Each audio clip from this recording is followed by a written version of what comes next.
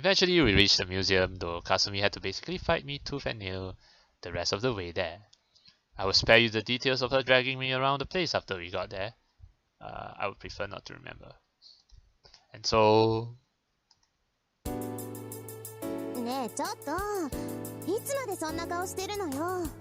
What?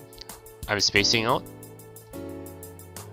Kasumi muttered in exasperation while looking at a Nepalese knife known as a kukuri.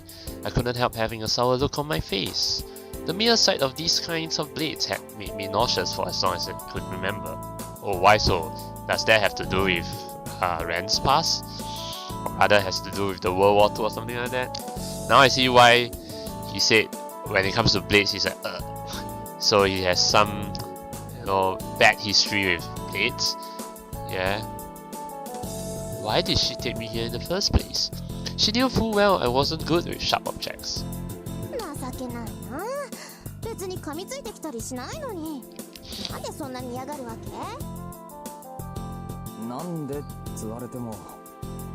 Bad history, like I said.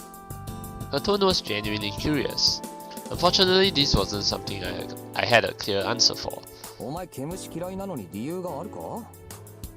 I guess you have a point. It's just, I don't know, like pet peeve or something like that.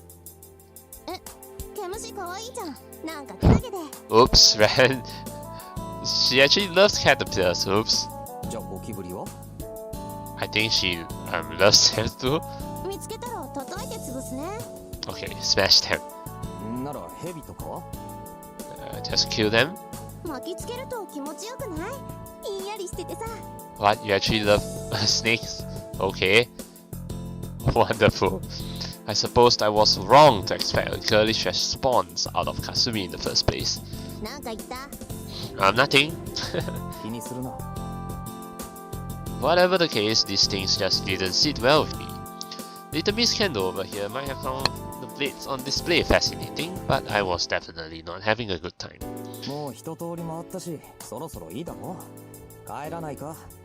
Yeah, he just wants to get out of here as soon as possible. Did I say it was a date? Nah.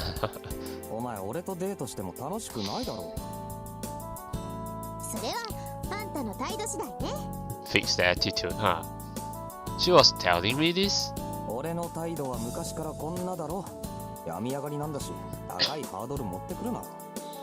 Yeah. Yeah, like give me a break. I want to go to bed first, you know, have a rest. Kasumi heaved a deep sigh. I was beginning to think that she actually understood, but... Okay, you said that. No, of course she didn't. And so we ended up taking one more lap around the museum. I did my best to avoid looking directly at any of the blades on display. I wasn't sure I could really explain exactly why I had this thing against blades, but it wasn't because I felt scared of them. Maybe they just weren't compatible with me. But eventually here I have to wield a blade, right? Because yeah, you have to fight all those, you know, legion later on. I didn't want to have anything to do with them, period. It just felt like mixing Ren Fujii and bladed weapons was a bad idea. Like putting ketchup on a donut. Keeping my distance was the smart move if I wanted to maintain the peace and harmony in my life. I see you have a point there, so it's like, I don't want to have anything to do with violence, you know, just maintain the peace and harmony in me. In a way, they almost reminded me of Shirou. Shirou? I shook my head. Reminiscing about that guy was the opposite of a productive activity. I was on a date, after all. Worrying about Kasumi would be a better usage of my time. Not that I have much confidence in managing that either, but it would be the polite thing to do. Huh? What's up, Kasumi? Something fascinated you? Oh no? Or was it someone else?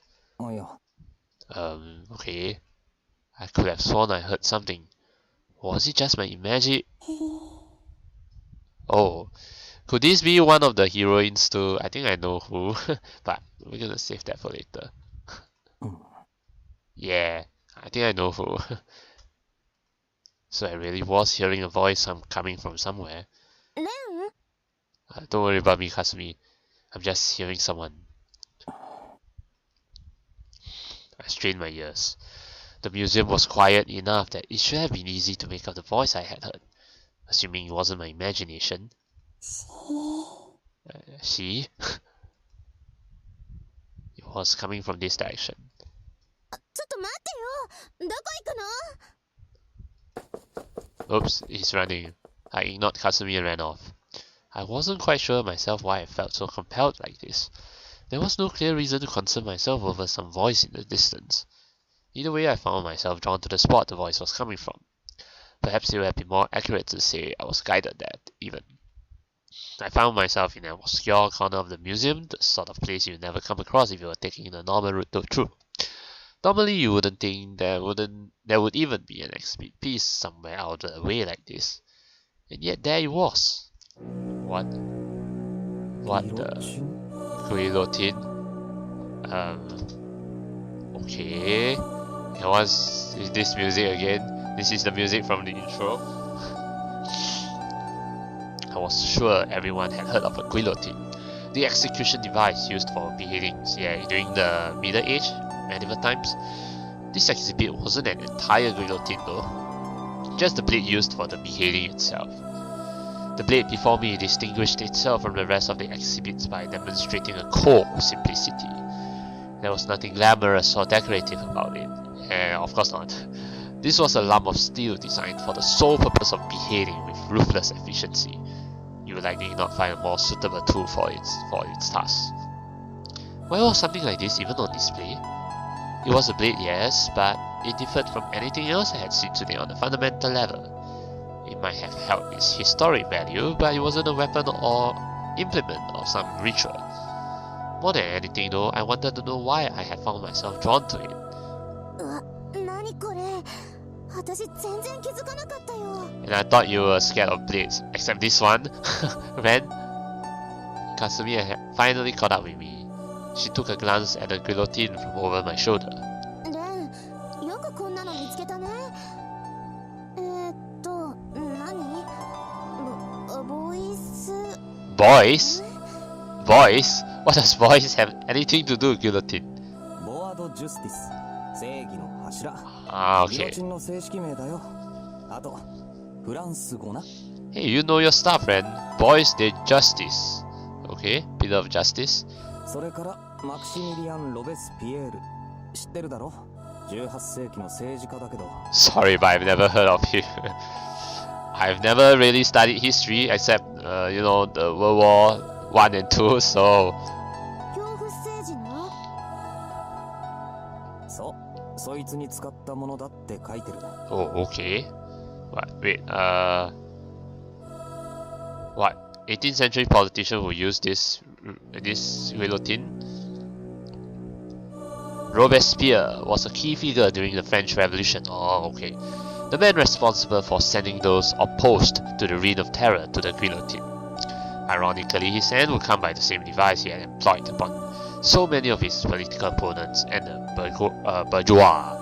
I think that's how it's pronounced. Yeah, but I know what it means. Bourgeoisie or something. This was supposed to be from back then. なんかうさんくさいな。信憑性はなさそうだ。でもそんな風に書かれているとなんか嫌な感じだね。Put down on paper. 同感だ。Yeah, agree. Authenticity aside, the idea of putting someone like this on display was simply bad taste to begin with. How to put it? The whole thing felt too raw. Yeah, raw indeed. The object on display here was a tool of execution. Nothing more and nothing less. So perhaps it was only natural that... これどれくらい殺したのかな? Hundreds of people? Thousands? Maybe not thousands, but maybe hundreds. One would find themselves asking that question, precisely because the lack of ornament present in the other exhibits made its nature as an implement of death apparent. あまり不謹慎なこと考えるなよ。これは興味津々に拝むようなものじゃない。Let's take a look at the thing again. Okay, so this is the blade, and then what's behind this? I think is some cloth. is the pulley. そうだけど、そもそも見つけたのはそっちじゃない。誰だって嫌なものには敏感なんだよ。 Well, but it's surprising that you would just be attracted to it. Rivers of blood, screams echoing into the distance. All sorts of visions of death ran through my head when looking at this thing. It wasn't often you found something that so clearly embodied the negative side, the original intent of a blade. Given that Robespierre's name was attached to it, it had to have been from the 18th century. If it really had been used during the French Revolution, it was safe to say that it had executed hundreds of people. Yeah, like I said. Some would actually describe the guillotine as a merciful form of execution. Really? I don't know about that, you cut off the head, and that's creepy, But then again, it might give a quick death. That's for certain. So like put the person out of misery. It was designed to sever heads at exactly the right angle and velocity to ensure that criminals met with a swift, painless death. An instant death delivered at lightning speed. There was a reason some called it merciful. It's easy to get the wrong impression from the rivers of blood and mutilated corpses the guillotine produced. But for someone facing execution, it was probably a far preferable to being hanged. Well, assuming that the victim died before they had a chance to feel the pain of being decapitated, that is. I found myself thinking about exactly the sort of thing I had just told Kasumi not to. 行こう。正直気分が悪くなってきた。そうだね。ごめん、顔色悪いけど大丈夫？ Yeah, let's like get out of here. 平気だよ。別に体調が悪いわけじゃ。Oh. Before I could get the word "you" out. あなた、同じ。That voice again. I heard the voice from earlier again, more clearly than ever. You're the same as me? 彼と同じ。あなたも。Him? Him? He's get stuck. Why did I react the way I did? If only I hadn't paid attention. If only I had ignored it. If only I hadn't looked at it. If only I hadn't spun around to face that dreaded pain.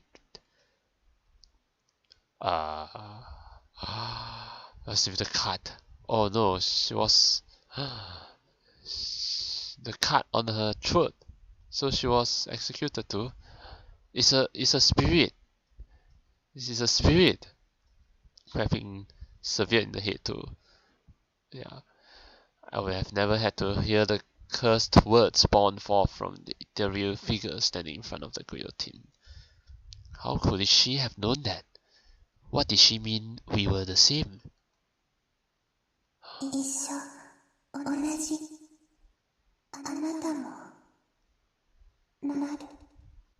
What? Bikon? What's with this translation though? I mean, the Japanese, I clearly hear that it's a proper sentence, like something becomes something.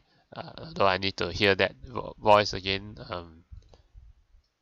Oh yeah, I don't know. You can't really hear the voice, can you? Oh no, wait. I think can. Wait, hold on. Here. No. No. No. Oh well. But I think I heard a complete sentence in Japanese, like become something. But anyway, why did the screen suddenly like turn like TV? No transmission like that. But anyway, the girl standing before me had skin of the purest white. Well, it's a ghost. Yet their beauty was irrevocably tarnished by a violent streak of crimson across her neck. Yeah. I almost wanted to believe it was some sort of necklace, but no. The jagged pattern was unmistakably the scar that a decapitation would create. What? Everything just turned red. Looking back on things later, I would be able to say that this was where it had all begun. Oh yeah. Does my present live up to your expectations? Zarathustra? Wow, all these terms. I don't know what is what. And suddenly we have so many terms, and now we have it. What? Zarathustra? Who's that?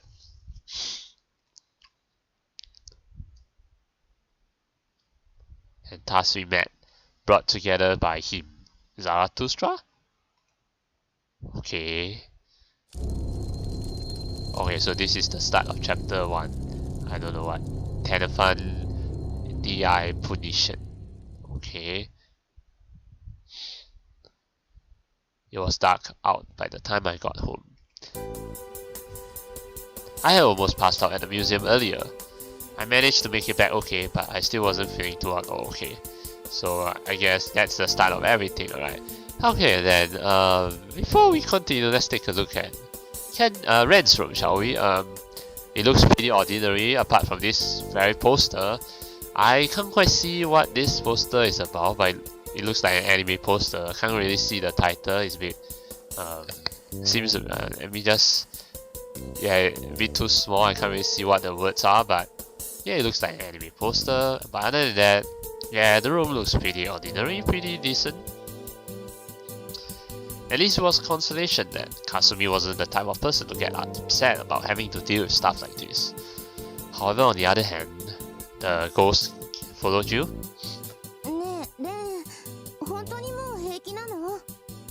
Oh, okay, Kasumi's here. That also meant that she was the type to fret endlessly. My current goal was to figure out some way to make her leave me alone. If I didn't, she was liable to try to spend the entire night here watching over me or something. Well, too bad you have to stick with her because she's going to be the first girl I'm going with.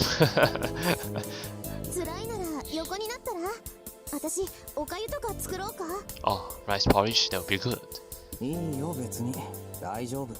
Come on, at least eat something. I knew that she was just trying to help, but I still couldn't really think straight after what happened earlier. I probably came across as harsher than I intended. Okay.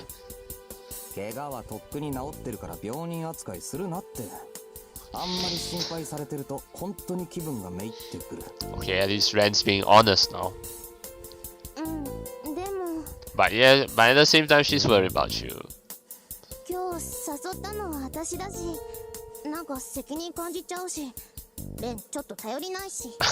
You don't trust me, Hasumi? Yeah, but you can clearly tell that she's worried right there. She did have a point, to be fair. I wasn't the type of person people look to for help.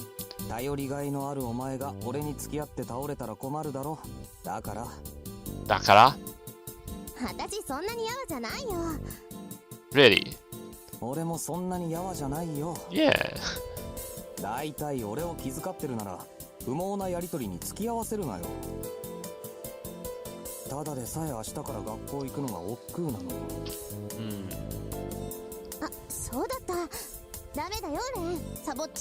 We'll be interested to see who his friends are, you know, in school. Besides Shirou, of course. I mean, I don't think Shirou is even his friend to begin with. Yes, he's the girl who skipped today.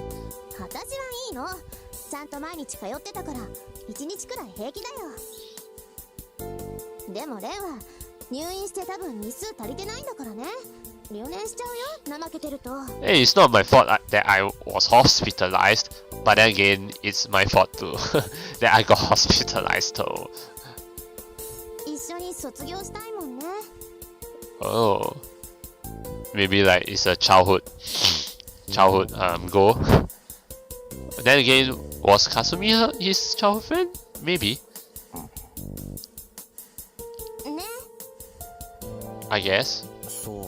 So Dana. Okay, then you please go home.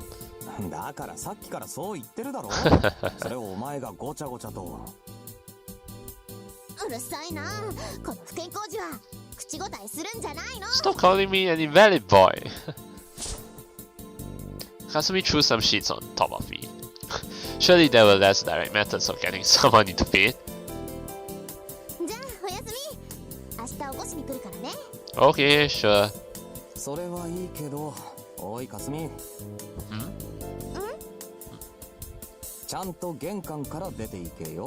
What? You mean Kasumi has never left through the door before? Like, what? Jump through the window?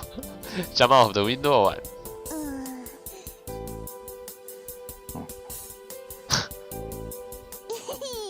What do you mean by hihi?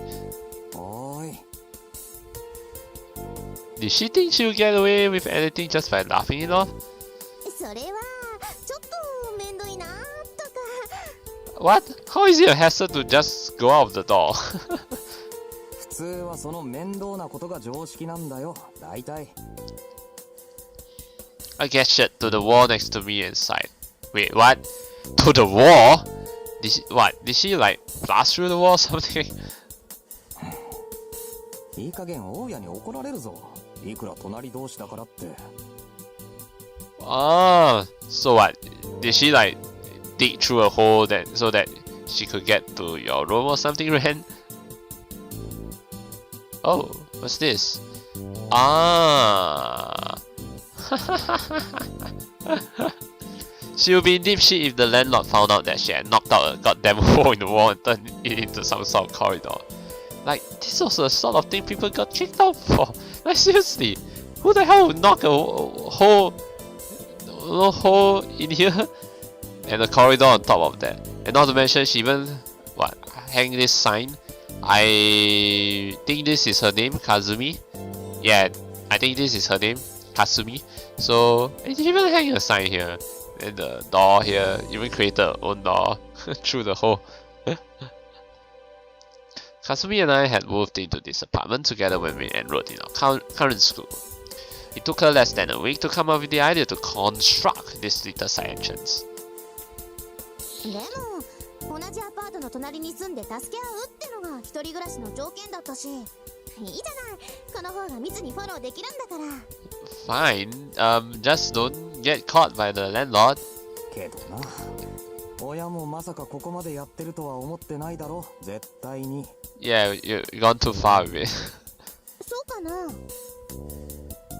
そうだよ 頭固いな What do you mean I'm thinking that? I mean, yeah, I understand that you're trying to be close to me, but still, you shouldn't blast through blast a hole in the wall, no? だいたい事の発端はシローなんだし私に言われても困っちゃうよ What? Shirou started all this? Believe it or not, she wasn't lying. Kasumi, Shirou, and myself had all lived together in this apartment complex. All three rooms next to each other in a row. Oh, so Shirou is actually closer to Kasumi than I thought. It happened late one night. Out of nowhere, Shirou broke down the wall separating our rooms and barreled in here with the hammer still in his hand, saying he suddenly got the urge to play me in a fighting game. How stupid could he get? What? Just broke down the wall? Okay, but I guess it has been fixed now. ね何を土地狂ったかお前も真似したんだよなご丁寧に Not really completely, at least I think she didn't like break down the wall like Shirou did, because Shirou is really like break down the wall. But this one is just drill a hole. Different. 私はハンマーなんて野蛮なことはしてないけどね Yeah, like I said. She was barbaric enough to go down to the hardware store the next day and buy a power saw, some tarps, and a mask. At least she's being precise, you know. Anyway, as I had the bad fortune to live in between these two idiots, I ended up with holes on both sides of my room. Oh, so there's hole towards Shirou's room, alright. Privacy? What's that? Kasumi and Shirou will often just cut through here to visit each other. And my room became a sort of natural gathering place in general. せめてシローの穴だけでも塞がせろよ Yeah. ダメよ戻ってきたらどうするの What? He's not back. There was no what if. Shirou was never coming back, whether Kasumi knew it or not. きっとまたみんな元通りになるんだから私とレンとシロとでね If you ask me, from the looks of it, yeah. But I wonder how Shirou and Shirou and Ren were like. From what she said here, it sounds like Shirou and Ren actually got along very well in the past. So I wonder. Well, I guess part of it is that, you know, Shirou got bored with life and all that, but what is it that actually triggered him, you know, to get bored with life, you know? レン だな。 Hopefully. じゃあおやすみ Yeah, good night. Kasumi smiled sweetly and returned to her room through the hole in the wall. I could tell by the complete lack of dust in my room that she had bothered to clean it while I was stuck in the hospital. Probably Shirou's too. I would never admit it out loud, but I did appreciate the consideration. At the same time though, I couldn't help but wonder if I really deserved having her look after me like this. Kasumi knew nothing. But alright, right now we should have been... Okay, now that Ren's alone, right, I guess that spirit is gonna appear again. This line of thought would get me nowhere. Alright, I decided right then and there to stop mulling over the past. What was done was done. It was unhealthy to keep obsessing like this. Yeah, that's true. You know, don't think about the past. Don't fret over the past. Oh, there was no way the girl I saw at the museum could have actually been real. She was just a hallucination. Meaningless clutter that was born from my unstable mental state. Oh, so Ren has an unstable mental state? そうさ。 Nah, you're gonna see her again. That was the only explanation. I laid down in bed.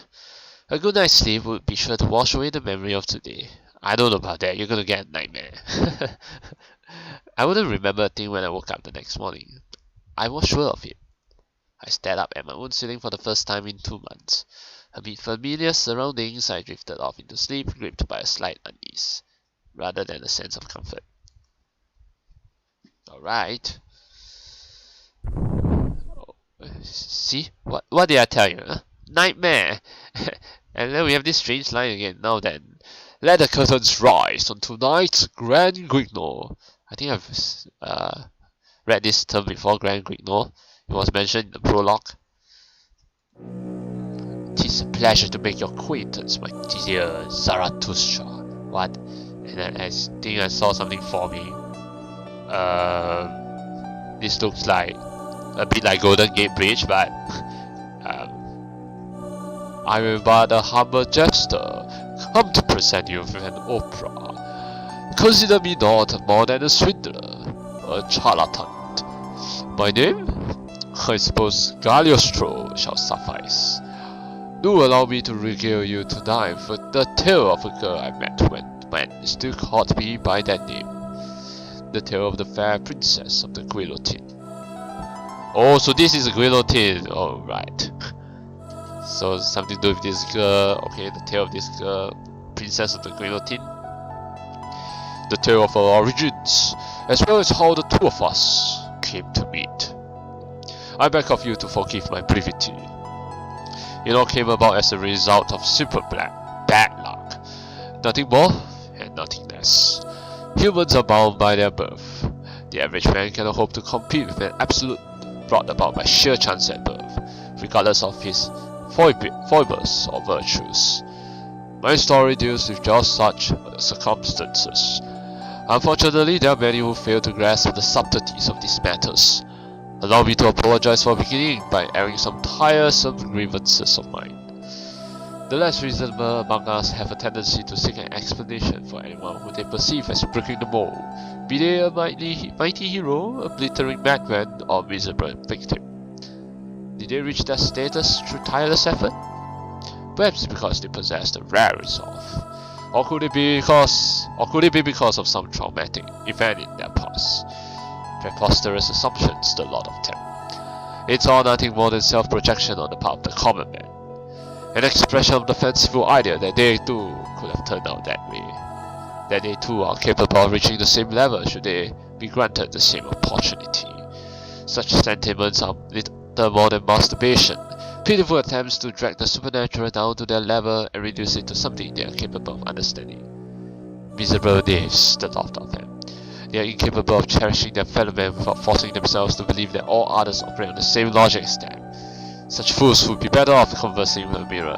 Now, you know, as I'm reading this, I literally have no idea what he's talking about, but all I know is that it has something to do with the girl. Yeah? The girl under the guillotine. You will no doubt find tonight's story unpleasant, but I trust that your soul is not tainted enough to imitate the folly of lesser men. Okay, so you haven't told the story yet. In this world there exist beings of utmost purity. Yes, I speak of her. Search the entire universe and you shall find no peers. Oh, it's the spirit of the girl again. From the moment of her birth, she was complete. She did not and would never receive even the barest mite of influence from the vulgar outside world. The scar on her neck ever flagrant, her words pregnant only with hex, fated to remain forlorn, doomed to never be loved. Even an existence such as mine could not compete with a being as miraculously immaculate as her. Well, she's a special spirit, I guess. For the first time I laid eyes upon true beauty. I clutched her hand to my chest, overcome by the nature of her being. Ah, how wonderful was man, to bring forth something so spectacular by mere chance. I knew immediately on some primal level that hers was not a state of being that others could hope to aspire to. One could devote his life to unraveling the mysteries of dusting remorse and never so much as set foot upon the mystic plane that was her dominion. She was absolute in her otherness, I must confess, okay? I found myself envious of her. I'm sure you scoff at the very notion, of course. Okay, that's some speech. I still have, alright? I can say that meeting her was the one true moment of brilliance to be found amongst the miserable ordeal of my life. In a way represented a loss on my part, yet defeat has never tasted sweeter. I finally discovered a goal to strive toward amid the endless expanse of the wasteland that I had wandered aimlessly for so long. I shall kneel before you, my beloved queen, in the spirit. I shall devote my very being to you, to the task of leading your soul to salvation. That shall be my opera, the day of wrath that shall rend asunder the accursed ghetto that is this universe. Come now, 'tis time to take center stage, Zarathustra. I guess Zarathustra is probably Ren? Yeah? Take her hand and lead her in dance. I would like nothing more than for you to dazzle me. Yes, I am the stage presenter. I'm the one who directs this opera. I'm the director, so please entertain me or whatever. Okay. Well, anyway, I hear sea waves. Okay, so you see, it's in. Ren's in his dream right now. Suddenly, I heard the sound of waves crashing against the shore. I found myself standing on a mysterious beach, bathed in a crimson hue of dust. This was a place far removed from the hectic fervor of the city. I could hear nothing but the quiet murmur of the waves and the sporadic chirping of birds somewhere in the distance. The scenery around me possessed a fleeting beauty, one brought about by the setting sun as it melted into the contours of the distant sea. This was the sort of sight that would normally vanish in an instant, but somehow I knew that here it would persist eternally. Well, because it's a dream. This was a moment frozen in time. Half of the sun had already sunk beyond the horizon, but the remaining half would never budge. The waves continuing to roll in and out was surely governed by something other than the tidal force I was familiar with. Just taking a look at the sunset. Suddenly I understood. This was a dream. There wasn't a beach like this anywhere near Suwahara City. Hell, it didn't even really look like somewhere in Japan. I had set foot on foreign soil, set foot on a temporal plane far removed from the present. It would seem that I understood the nature of this place on an instinctual level. By all means, I should have felt some sense of bewilderment being confronted with so surreal a scene, but I simply found myself captivated by it. There was a certain nostalgic atmosphere about the place that spoke to me. No, maybe what really drew me in was the sense of stagnation. Okay, this was a world frozen in time, possessed of the beauty of an everlasting sunset.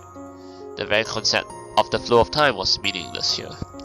An eternal twilight, decorated by a sun that would never dip below the horizon. This world existed on the border between day and night. Its very existence a precarious reverie fallen between the cracks of reality. I felt truly at peace here, within this concentrated moment. I sat down on the beach, absently staring out at the sea and listening to the waves. I found myself overcome with a peculiar sense of deja vu. Even though I had never laid eyes on this place before, it was like I was already deeply familiar with it. Obviously, this was all just a dream, but it was a pleasant feeling nonetheless. Knowing what you're dealing with in advance means you can handle anything you might throw your way. Foreknowledge makes it possible to avoid dangerous situations and prolong pleasant ones. Yeah, true, foreknowledge. To make better, more meaningful decisions. What could bring about a greater sense of peace? Yes, my ideal world was broken. Knowing everything in advance. Okay, sounds a bit foreboding right here. Yeah, but I think Ren is most likely Zarathustra. Going around in circles until the day you die. Was that your heart's desire? Oh no, that was someone else talking. Okay. Must be that guy that we heard from earlier. The one talking about the opera. Nope, it's the girl. She cut across my line of vision at nearly the exact same time as I turned around.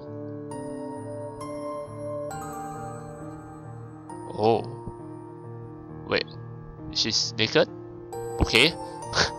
But this is a very beautiful scene. For the first time, I knew what it meant to have your breath taken away. Yeah. Okay, she's not naked. I thought she's naked. But yeah, this is the girl, and this is one of the heroines as well.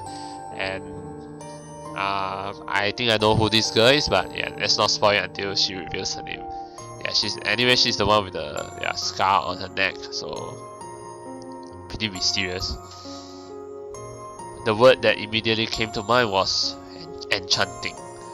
I felt certain that anyone who came across this girl on this beach would be stunned in the same way I was. She was outfitted in a shabby, worn-out dress. No one could call her attire elegant, but on her it exuded a radiance that women of high society could never hope to attain with even their most extravagant formal wear. Yeah, just the appearance from the looks of it. Her long hair emanated an auburn aura, lit up by the dowry glow of the setting sun, as she danced across the wet sand of the beach. The stark white anchors peeking out from the hem of her dress offered a sharp contrast to the warm colours of the world around her. She turned to face me, emerald eyes gleaming with a gentle light. I couldn't take my eyes off of her. She was like a gemstone cut into human form. As I stared, she began to sing, a ghost of a smile playing across her face. I could only give myself unto her song, unto the sweet refrain brought forth by her heavenly voice. Does she have a voice over, I wonder? I think she does, right? The words, El Enfant de la Punition, I think that's how it's pronounced, suddenly flashed through my head. Oh, okay. I mean, looking at her like this, she looks beautiful, but at the same time, kind of pitiful with the scar on her neck. Yeah. I didn't know what those words meant or why they came to me now.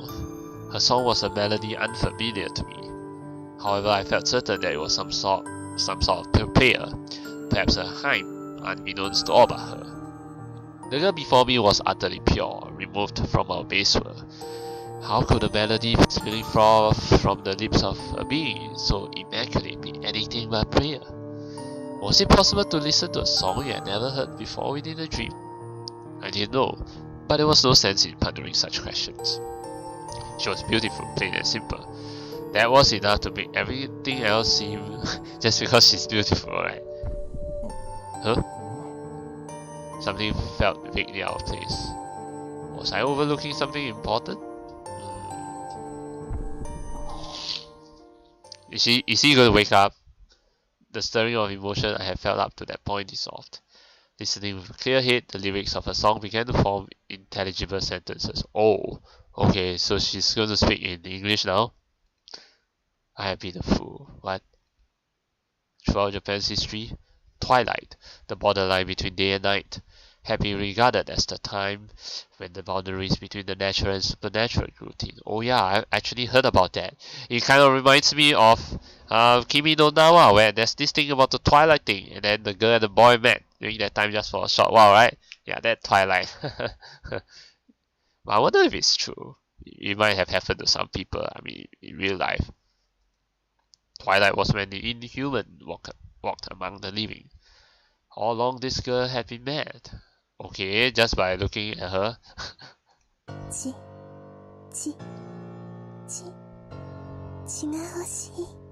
Okay, she's mad. Okay, but she has a voiceover, right?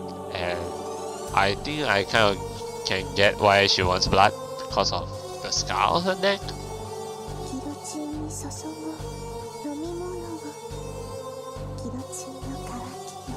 Okay, now she's really mad, which is why I think that Oprah guy, he said something about she's the what, princess of the guillotine. So that's what it means.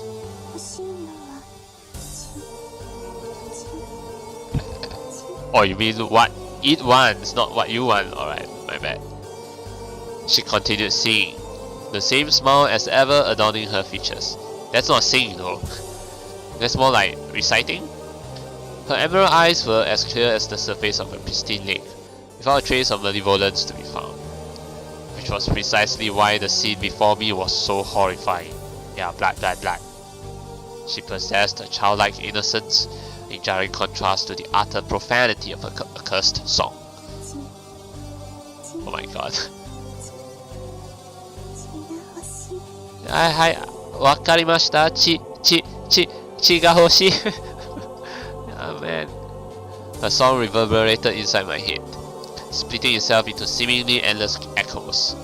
As I stared at her, I caught a glimpse of the crimson band around her neck through her deceived hair. Unmistakably the work of a guillotine blade. Oh my god.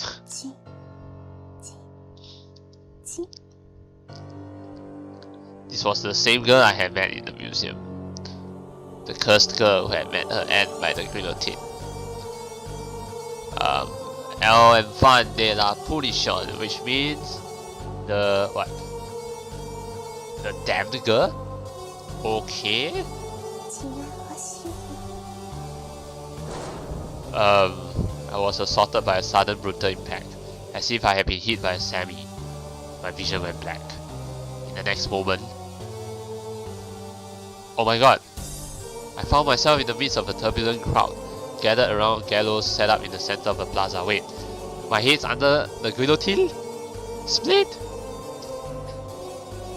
A torrent of sheer delirium, fueled by fear and hatred, and a dark elation consumed everything. The scenery around me little more than a churning chaos. A deafening chorus filled my ears. Je vous le chant, chant, chant.